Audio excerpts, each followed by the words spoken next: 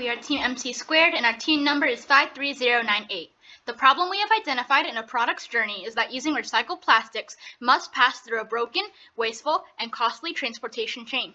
Please come with us as we follow a water bottle through this lesser-known, dark side of recycled product cargo. Everyone is familiar with the transportation journey of new products. It's the continuing of this journey that we will explore with our new solution. This plastic bottle journey is clear as the product is transported to a warehouse, filled, boxed, labeled for shipping, shipped to a store, and placed on shelves. When the drink is done, the container for the liquid is discarded. As EDCO's trucks come, this is where we enter the dark and lesser-known side of this product's journey. This is what our solution will be addressing.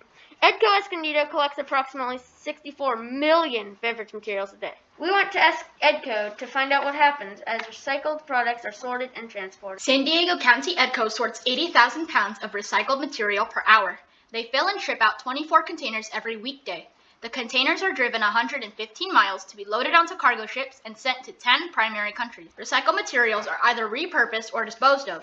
According to National Geographic, 91% of all plastic ends up in landfills and waterways, equaling 12 billion metric tons. The University of Utah reports that this broken cargo chain costs the U.S. $100 billion per year. But wait, I thought we were solving a cargo production problem. This looks like a recycling problem. Correct. The recycle problem is a cargo problem. In fact, look where cargo takes place in the supply chain. Wow, that's a lot of cargo. Yes, even EDCO says they're looking to address and develop closed-loop domestic markets. Cargo has large financial and environmental impact. Check this out. Using Google Forms, we conducted an online survey about people's perception and understanding of recycling. Perception.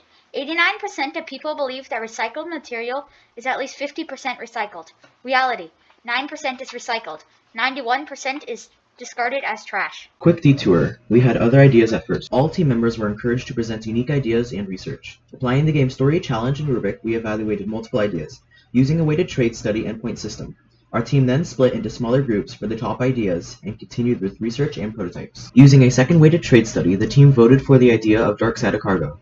We have since presented our prototype to 7 industrial professionals, using their feedback to make changes, and after months of presenting and refining, we have a working prototype of our final idea. We use a variety of in-person and digital platforms for our team to communicate and plan together. In addition, we use Google Drive to collaborate. We had the most fun using Discord since we're able to talk and send pictures to each other. Judges are invited to view our detailed planning calendar on our website. Although team members were able to choose their primary focus throughout each meeting, everyone was active with the project and robot. We all have an ethical responsibility to tackle the dark side of a product's cargo journey. Remember the supply chain of recyclable materials. Team MC squared wants to revolutionize a portion of cargo trade by closing the consumption loop. By using existing 3D printing technology, our hope is to keep businesses of producing and recycling plastic out of cargo, thus reducing plastic waste, freeing up availability of cargo transport, and addressing related environmental hazards. How do we do that? Well, first you need a bath. Then we will shred you into plastic strands using our 3D printed tool. Our prototype will turn you into filaments that we can use in a 3D printer. Bubba, your dream of being repurposed can be achieved. Let's look at our prototype in action. We put the plastic into filament extruder. Plastic emerges as 3D filament ready for use of printing. Look at the possibilities at home. At home or your local library, you can 3D print items like plastic toys and adaptive devices. We had tons of fun making and playing with these example models. In schools, they use 3D printing to teach in the design process and scale models, as well as develop student environmental awareness. Boeing informed us of many business applications of our idea. Recycling locally can eliminate shipping filament to companies like Boeing, who use it for prototyping. Other companies can sell downloadable files to print rather than shipping physical products. The director of recycling at EDCO expressed interest in using our solution idea at his facilities where they are trying to sell recycled products to offset operational costs. We met with other industry professionals to collaborate and seek feedback.